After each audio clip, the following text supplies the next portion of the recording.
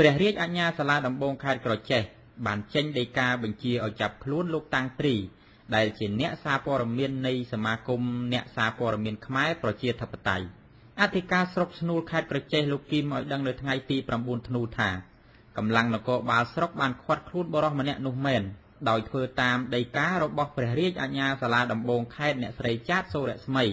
លោកមានប្រសាសន៍បន្តថាលោកមិនអាចប្រាប់ពីបទល្មើសដែលបរិសនោះបានប្រព្រឹត្តបានទេដោយលោកបញ្ជាក់ថាបើចង់ដឹងពីរឿងនេះច្បាស់តាក់ទងទៅអ្នកស្រីចាតសូរស្មីដើម្បីឲ្យបញ្ជាក់មូលហេតុនៃការចាប់ខ្លួននោះយ៉ាងនេះក្តីលោកអះអាងថាការចាប់ខ្លួននេះធ្វើឡើងដោយសារមានប្រជាពលរដ្ឋរាយការណ៍ប្រាប់ព្រះរាជអាជ្ញាសាលាដំបងខេត្តក្រចេះគឺអ្នកស្រីចាតសូរស្មីដើម្បីចោទប្រកាន់លោកតាំងត្រី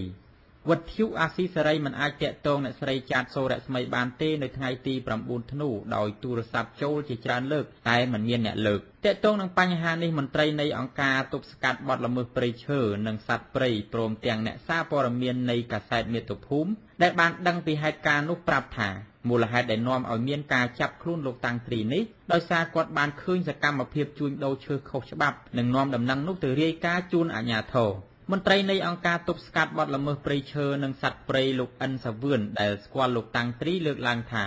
ប្រការដែលនាំឲ្យកម្លាំងមានសមត្ថកិច្ចចុះចាប់ខ្លួនអ្នកសារព័ត៌មានរូបនេះគឺបណ្ដាលមកពីគាត់បានរាយការណ៍ពីការជួញដូរឈើខុសច្បាប់ប៉ះចំអ្នកជួញដូរនោះគឺជាមនុស្សមានឥទ្ធិពលខ្លាំងដែលតែងប្រព្រឹត្តបទល្មើសដោយគ្មានខ្លាចរអាសមត្ថកិច្ចនៅតំបន់នោះលោកបញ្ជាក់ថាបន្ទាប់ពីលោកតាំងត្រីបានរាយការណ៍ឲ្យកម្លាំងមានសមត្ថកិច្ចដែលឈរជើងនៅស្រុកស្នួលឲ្យដឹងពីសកម្មភាពបទល្មើសដែលប្រព្រឹត្តនៅចំណុចភូមិសំពោចឃុំខ្សឹមស្រុកស្នួលកាលពីថ្ងៃទី7ធ្នូកងកម្លាំងមានសមត្ថកិច្ចទាំងនោះមានទាំងនាយសង្កាត់រដ្ឋបាលព្រៃឈើឃុំខ្សឹមមេប៉ុស្តិ៍នគរបាលរដ្ឋបាលឃុំខ្សឹមបានចុះដល់កន្លែងកើតហេតុរួចហើយនាំខ្លួនទាំងលោកតាំងត្រីនិងជួនសង្ស័យថាជួញដូរឈើខុសច្បាប់នោះទៅកាន់អធិការដ្ឋានស្រុកស្នួលបន្ទាប់មកពួកគេបានឃាត់ឡានសាំយ៉ុងរបស់ជួនសង្ស័យទុកនិងដោះលែងម្ចាស់រថយន្តនោះប៉ុន្តែកងកម្លាំងសមត្ថកិច្ចបានឃាត់ខ្លួនលោកតាំងត្រីដែលជាអ្នករាយការណ៍ឲ្យកម្លាំងសមត្ថកិច្ចបានដឹងពីបទល្មើសព្រៃឈើនោះទុកទៅវិញ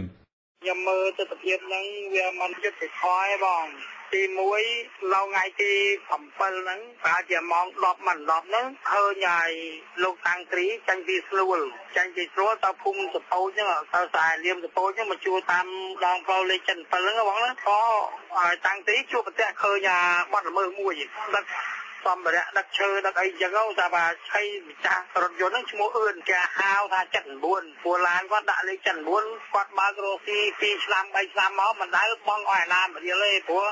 វាមិនដឹងជាខ្នងខាងណាអីខាងណាវាអញ្ចឹងណាទោះយ៉ាងណាតាមការឲ្យដឹងរបស់លោកអធិការស្រុកស្នួលបញ្ជាក់ថាលោកតាំងត្រីត្រូវបញ្ជូនទៅកាន់សាលាដំបងខេត្តក្រចេះកាលពីថ្ងៃទី8ធ្នូខ្ញុំវិជ័យអានន្ទវុទ្ធ